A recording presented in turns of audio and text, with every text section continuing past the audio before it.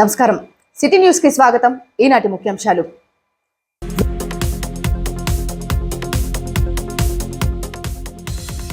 వీనికొండ ప్రభుత్వ junior college నందు 56వ వార్షికోత్సవ వేడుకల్లో పాల్గొన్న ప్రభుత్వ చీఫ్ విప్ జీవి ఆంజనేయులు.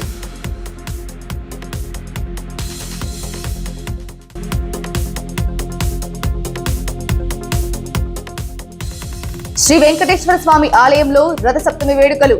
అర్చకులు, పురోహితులు అంగరంగ వైభవంగా వేడుకల నిర్వహణ.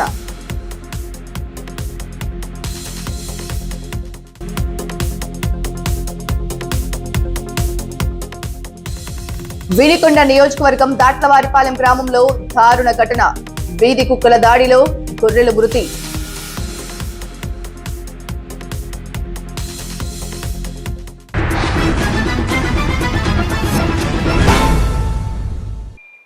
వీనికొండ పట్టణం ప్రభుత్వ జూనియర్ కళాశాల నందు 56వ వార్షికోత్సవ వేడుకలు నిర్వహించారు.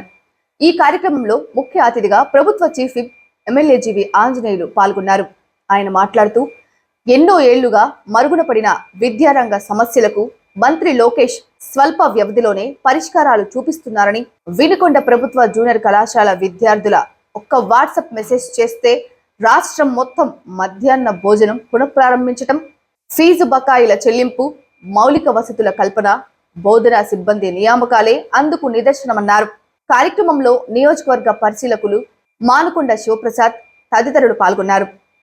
నేను చెప్పాను మొన్న ఈ మధ్య నేను ఎమ్మెల్యే గెలిచిన తర్వాత మన కాలేజీకి వచ్చినప్పుడు యానివర్సరీ రావాలి, చూడాలి, బాగా జరగాలి. వైసీపీ ప్రభుత్వం అధికారులు ఉన్నప్పుడు సరిగా యానివర్సరీ జరగలేదు, బట్ నేను వచ్చాను కాబట్టి పిల్లలకు ఆనందం ఉండాలని చెప్పాను. డబ్బున్న కాలేజీలు, కార్పొరేట్ కాలేజీలు అయితే వాళ్ళ పేరెంట్స్ డబ్బులు ఇస్తారు ఇలాంటివి చేసుకోవడానికి, లేదా ఆ మేనేజ్మెంట్ వాళ్ళు ఇస్తారు. కానీ మన పేద విద్యార్థులు, కాలేజ్ స్టూడెంట్స్ చదువుకునే ఈ ప్రభుత్వ జూనియర్ కళాశాలలో అంటే నేను 15,000 ఇస్తాను, తప్పనిసరిగా ప్రోగ్రామ్ మాత్రం జరగాలి అని చెప్పాను. ఆ 15,000 మన ప్రిన్సిపల్ గారికి అందజేయడం జరిగింది. దాంతో మీకు కావాల్సినటువంటి ప్రైజులు ఇలాంటివి ఏర్పాటు చేయాలని ఈ సందర్భంగా నేను కోరుతున్నాను. అదేవిధంగా మన కాలేజీకి వచ్చినప్పుడు mid day meals Jaganmohan Reddy ప్రభుత్వంలో తీసి పడేశారు, మాకు మిడ్ డే మీల్స్ కావాలని స్టూడెంట్స్ అడిగారా లేదా? వెంటనే ఆ స్టూడెంట్స్ మాట్లాడింది లోకేష్ గారికి, మంత్రి నారా లోకేష్ గారికి పెట్టేశా. మీ కాలేజీ ఫంక్షన్ ఆ రోజు రాగానే కాలేజీ విద్యార్థి మాట్లాడింది లోకేష్ గారికి పెట్టాను. వెంటనే స్పందించి మా మిడ్ డే మీల్స్ ఒక వినుకొండకే కాదు రాష్ట్ర వ్యాప్తంగా అమలు చేశారు నారా లోకేష్ గారు. మన వినుకొండ ప్రభుత్వ జూనియర్ కాలేజీ స్టూడెంట్స్ పిలుపు ఈరోజు రాష్ట్రానికి మధ్యాహ్న భోజన పథకానికి అమలుకి నారా లోకేష్ గారు శ్రీకారం చుట్టారని సందర్భం తెలియజేస్తున్నారు.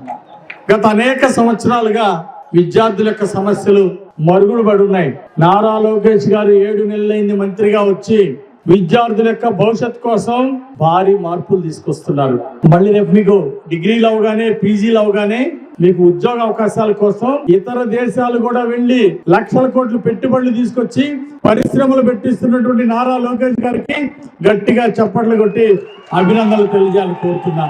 ఇప్పుడు సుమారు 6 లక్షల కోట్లు పెట్టుబడులు తీసుకొచ్చారు రాష్ట్రానికి. 7 నెలల్లో 6 లక్షల కోట్లు పెట్టుబడులు తీసుకొచ్చారు. సుమారుగా 4 లక్షల ఉద్యోగాలు రాబోతున్నాయి ఈ పెట్టుబడుల వల్ల. మీకు కూడా భవిష్యత్తుకి బంగారు బాటలు వేయబోతున్నారు మన నారా చంద్రబాబు నాయుడు గారు, ముఖ్యమంత్రి గారు, అలాగే మన నారా లోకేష్ గారు. అదే విధంగా గ్రామ సేవల అభివృద్ధి కోసం కష్టపడుతున్నారు చంద్రబాబు గారు. ఉప ముఖ్యమంత్రి గారు పవన్ కళ్యాణ్ గారికి బాధ్యత ఇచ్చారు గ్రామ సేవలను అభివృద్ధి చేయమని. 4,600 కోట్లు ఇస్తే ప్రతి గ్రామాన ఈరోజు అభివృద్ధి చెందుతా ఉంది. మరి ఉప ముఖ్యమంత్రి ఈరోజు మన పవన్ కళ్యాణ్ గారి కృషి వల్ల చంద్రబాబు గారు ఏ బాధ్యత అయితే అప్పచెప్పారో ఆ బాధ్యతని బ్రహ్మాండంగా చేస్తున్నటువంటి పవన్ కళ్యాణ్ గారిని అభినందిస్తూ, ఇప్పుడు ఫీజు రియంబర్స్మెంట్ దాన్ని కూడా ఇవ్వకుండా వైఎస్ఆర్ ప్రభుత్వంలో పెండింగ్ పెట్టారు. ఏం రోగం? లక్షల అవినీతితో దోచుకుంటున్నారు. కనీసం పిల్లలకి ఫీజు రీంబర్స్మెంట్ ఇవ్వకుండా ఎందుకు ఆపారు? ఇది అన్యాయమే కాదా చెప్పండి? చాలా దుర్మార్గం. విద్యార్థులు కళాశాల ఫీజు రీంబర్స్మెంట్ పే చేయకుండా ఆపారు. అందుకే ఇప్పుడు లోకేష్ గారు వచ్చినాక విద్యార్థులకు కావాల్సిన 572 కోట్లు విడుదల చేశారు. ఇప్పుడు ఈ వారంలో మరో 216 కోట్లు. వినుకొండ బార్ అసోసియేషన్ హాల్ నందు ముప్పాళ్ల జ్ఞానేశ్వరరావుకి ఏజీపీ ఇచ్చిన సందర్భంగా Vinukonda bar association president KSMV Naidu మరియు lawyer Nakka Ramanarao municipal standing council సమక్షంలో ఎలక్ట్రిసిటీ ఎంప్లాయీస్ యూనియన్ 1104 యూనియన్ నాయకులు చిరు సన్మానం నిర్వహించారు. ఈ సందర్భంగా అసోసియేషన్ నాయకులు ఉమ్మడి గుంటూరు జిల్లా అధ్యక్షులు జీసీహెచ్ కొండలు మాట్లాడుతూ, స్నేహశీలి మంచి మనసున్న వ్యక్తికి ఏజీపీ రావటం చాలా మంచి శుభ పరిణామమని, వారికి ఇంకా ఉన్నత పదవులు రావాలని ఆకాంక్షిస్తూ అభినందనలు తెలియజేశారు. మరికొందరు ఆయనను సన్మానించి శుభాకాంక్షలు తెలిపారు. వినుకొండ శ్రీ అలివేలుమంగ పద్మావతి సమేత శ్రీ వెంకటేశ్వర స్వామి ఆలయంలో మంగళవారం ప్రధాన అర్చకులు శ్రీనివాసులు శ్రవణ్ కుమార్ మరియు పట్టణ పురోహితులు ఎడవల్లి శ్రీనివాస్ శర్మ వేద పండితులచే రథసప్తమి వేడుకలు అంగరంగ వైభవంగా కన్నుల పండుగగా ఆలయ పురోవిధుల నందు గరుడ అలవారు మీద స్వామి అమ్మవార్ల ఊరేగింపు నిర్వహించారు. కార్యక్రమంలో పట్టణానికి చెందిన సత్యసాయి మహిళా భక్తులు, స్వామివారి సేవాదళ మహిళా భక్తులు మరియు మహిళలచే కోలాటం ప్రదర్శన నిర్వహించారు. ఈ కార్యక్రమంలో అధ్యక్షులు రెడ్డి బంగారయ్య, సెక్రటరీ అచ్యుత కృష్ణ సుబ్బయ్య, ట్రెజరర్ కాళ్ల రామకోటేశ్వరరావు తదితరులు పాల్గొని ఉత్సవ ఊరేగింపు అనంతరం భక్తులకు తీర్థ ప్రసాదాలు అందజేశారు. వెంకటేశాయ హైమోర్ధ్వపుండ్రమజహన్ముకుటం సునాసం మందస్మితం మకరకుండలచారుగండం బింబాదరం బహుళదీర్ఘకృపాకటాక్ష శ్రీ వెంకటేశ వజమాత్మ నిభావయేహం. శ్రీ అలవేలుమంగ పద్మావతి సమేత శ్రీ వెంకటేశ్వర స్వామివారి ఆలయంలో ఈరోజు రథసప్తమి వేడుకలను పురస్కరించుకొని స్వామి గరుడ వాహనంలో కన్నుల పండుగగా చక్కగా భజన బృందంతో, అలాగే కోలాటం వారితో, అలాగే వేదపారాయణతో, మంగళ వాద్యాలతోటి, భక్తుల సమూహంతో చక్కగా కూడా కథలు వస్తున్నాడు ఆ యొక్క శ్రీమన్నారాయణమూర్తి. అటువంటి శ్రీమన్నారాయణమూర్తిని దర్శిస్తే సకల శుభాలు కూడా కలుగుతాయి. ఈరోజు ప్రథమంగా రథసప్తమి రోజున సప్తాశ్వరథమారుడం ప్రచండం కశ్యపాత్మజం శ్వేతపద్మధరం దేవం తం సూర్యం ప్రణమామ్యహం అని చెప్పి ఆ యొక్క సూర్యనారాయణమూర్తిని కొలుచుకుంటూ ఆ యొక్క సూర్యనారాయణ స్వామివారికి అందరికీ కూడాను ప్రతినిధిగా ఈ యొక్క వైకుంఠవాసుడు ఉంటాడు. అటువంటి వైకుంఠవాసుని దర్శించి సకల శుభాలను మరియు ఆయురారోగ్యాలను కూడా పొందాలని ఈ యొక్క భక్తులందరూ కూడా అశేషంగా పాల్గొని ఆ యొక్క శ్రీమన్నారాయణమూర్తిని దర్శించండి, ధరించండి. ఓం నమో వెంకటేశ్వర. అలాగే 7వ తారీఖు మన వినుకొండలో విశ్వ హిందూ పరిషత్ వారి ఆధ్వర్యంలో మరియు అలవేలుమంగ పద్మావతి సమేత శ్రీ వెంకటేశ్వర స్వామి ట్రస్ట్ వారి ఆధ్వర్యంలో సామూహికంగా కూడాను ఉచిత వెంకటేశ్వర స్వామి వ్రతాలు ప్రప్రథమంగా మన వినుకొండలో జరుగుతున్నాయి. అలాగే 8వ తారీఖు లక్ష తులసి పూజ కార్యక్రమంలో 3వ సంవత్సరంగా ఈ యొక్క లక్ష తులసి కార్యక్రమం పూజ జరుగుతోంది. భీష్మ ఏకాదశి పర్వదినాన ఆ యొక్క విష్ణు సహస్రనామాన్ని మనందరికీ కూడా అందజేసినటువంటి ఆ యొక్క భీష్ముల వారి అనుగ్రహతోటి చక్కగా కూడా ఈ యొక్క లక్ష తులసి పూజ కార్యక్రమం 3వ సంవత్సరంగా కన్నుల పండుగ జరుపుకున్నాం. అందరూ కూడా వచ్చి దర్శించి ఆ యొక్క శ్రీనివాసుని యొక్క పరిపూర్ణ అనుగ్రహంతో సకల శుభాలు పొంది ప్రజలందరూ కూడా ఆయురారోగ్యాలతో ఉండాలని ఆకాంక్షిస్తూ ఓం నమో వెంకటేశ్వర. వినుకొండ నియోజకవర్గం నూజండ్ల మండలంలోని దాట్లవారిపాలెంలో వీధి కుక్కల దాడిలో 15 గొర్రెలు మృత్యువాత పడగా మరికొన్ని గాయపడ్డాయి. రైతు మేరబోయిన పెద్దవీరయ్యకు చెందిన 25 గొర్రెలపై కుక్కలు సోమవారం రాత్రి దాడి చేశాయి. చనిపోయిన వాటి విలువ సుమారు 2.50 లక్షలకు పైగా ఉంటుందని, తనకు నష్టం వాటిల్లిందని బాధితుడు వాపోయాడు.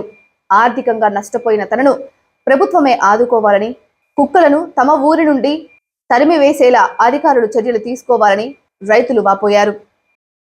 కుక్కలు రేత్రి దొడ్లో పడేయండి, పడి ఒక 10 కుక్కల దాకా పడి ఒక 25 పిల్లల దాకా నష్టం చేసినాయి. ఒక 2,80,000 ఆ మధ్య దాకా నష్టపరేలు.